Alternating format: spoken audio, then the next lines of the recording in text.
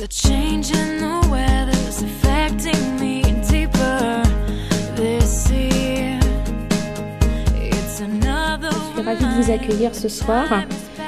Ce soir, c'est une soirée importante et fédératrice pour notre communauté. En un peu plus d'un an, nous avons fédéré plus d'1 millier de camarades et ce soir, nous sommes près de 180 Happy Few pour fêter la richesse et la variété de nos métiers à travers le parcours et le témoignage de Laurence Debrou et d'Olivier Casanova, mais aussi à travers les 10 portraits de camarades que vous voyez affichés, et puis bien sûr à travers chacun d'entre nous. 12 portraits aujourd'hui réalisés dans le cadre de cette opération portrait que mène notre groupement. C'est une campagne qui cherche à illustrer à la fois la variété des expériences et des métiers qui relèvent de la finance d'entreprise et la richesse des hommes et des femmes qui animent cette fonction. C'est aussi une manière que nous avons trouvé d'illustrer en autant de prises de vue instantanées un état des lieux de notre profession et c'est enfin une façon de tracer des perspectives pour son avenir. Et à travers tout ça, quelques constantes, beaucoup de travail. Pour la plupart, il n'y a pas de journée type et pour tous, la notion d'horaire est une chimère. Deuxième élément, il est indispensable de maîtriser complètement au moins une des techniques de la fonction finance. Il est tout aussi indispensable de savoir communiquer avec sa hiérarchie et avec ses collaborateurs. À vrai dire, tous nos interviewés se présentent presque plus comme des communicants que comme des techniciens. Beaucoup de rigueur, de l'humilité et au final, un plaisir visible, ou plutôt lisible, à exercer le métier.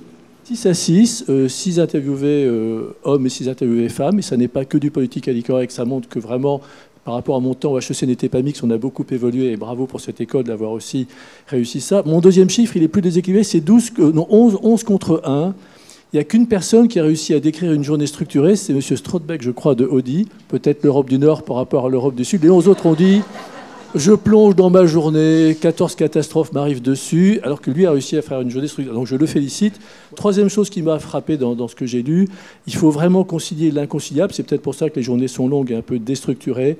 Le court terme et le long terme, les grands détails et les synthèses. Donc il faut faire de l'hélicoptère et du zoom tout le temps. Et je pense qu'effectivement c'est compliqué, c'est difficile, mais c'est très bien. J'illustrerai la variété des métiers de la finance dans 4 dimensions. La première dimension, c'est la dimension sujet, c'est-à-dire que je trouve qu'il y a une variété des sujets incroyables.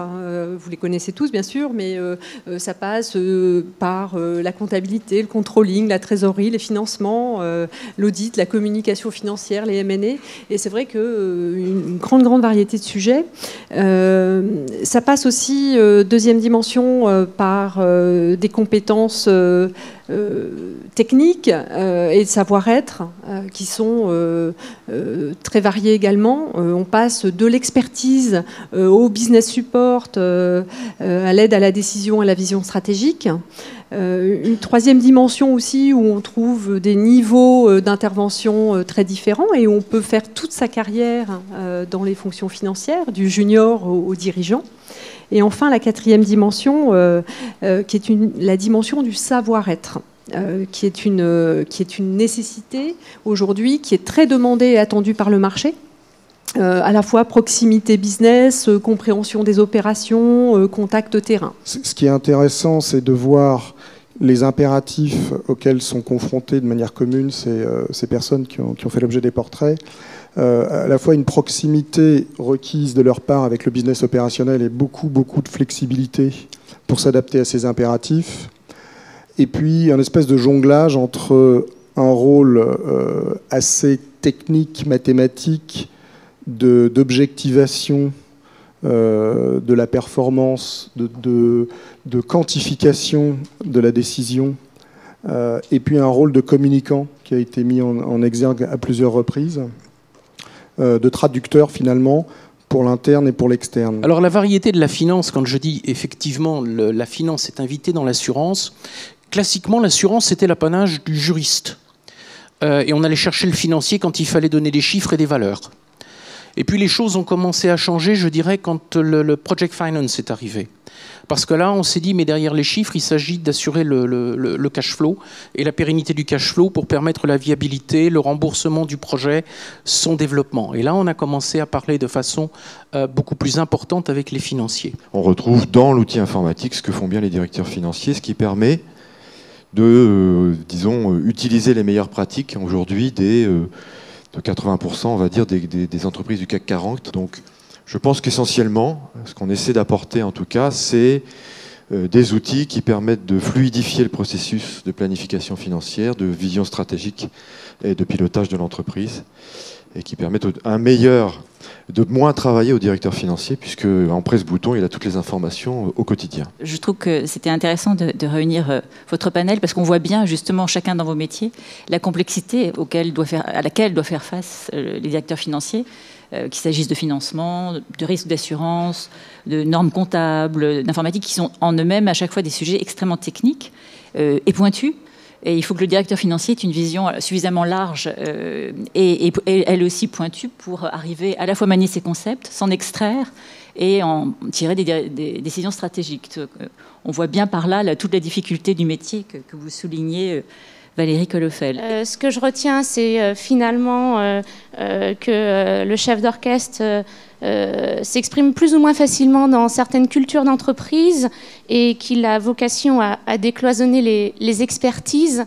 Les experts, certains sont en affiche là, l'ont bien compris, puisque dans la plupart des interviews, ils nous disent qu'ils communiquent de plus en plus, comme Jack l'a dit tout à l'heure. Vous nous avez également parlé d'ouverture vers les passerelles ou vers plus de polyvalence et de généralité à déclencher suffisamment tôt. Et puis l'importance des rencontres et du réseau, évidemment. Ce soir, on en est tous convaincus.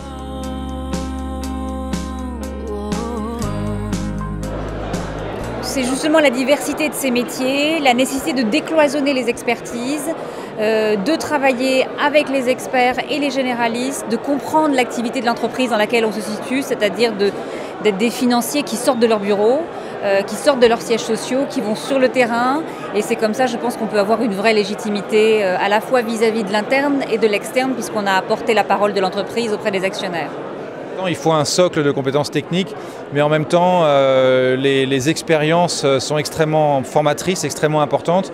Et donc, il faut s'attacher, je pense, quand on fait des choix professionnels, beaucoup à la situation et aux hommes et aux rencontres qu'on va pouvoir faire. Et c'est finalement presque plus important que les compétences.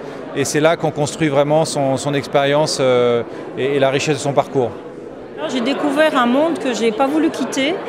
Et en particulier le monde qui tourne autour du rôle du financier d'entreprise dans des structures de taille moyenne, où il y a vraiment un rôle à jouer qui est à la fois un rôle technique et un rôle de liant par rapport à l'ensemble des fonctions de l'entreprise.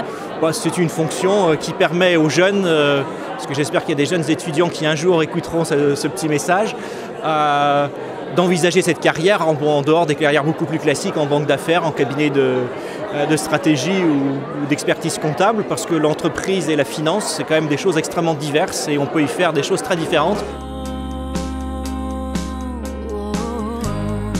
Je suis ravie en fait d'avoir créé ce groupement pour la simple et bonne raison, c'est qu'au niveau de l'association HEC, on est très organisé et orienté vers les secteurs et donc il y avait un vrai vide au niveau des fonctions.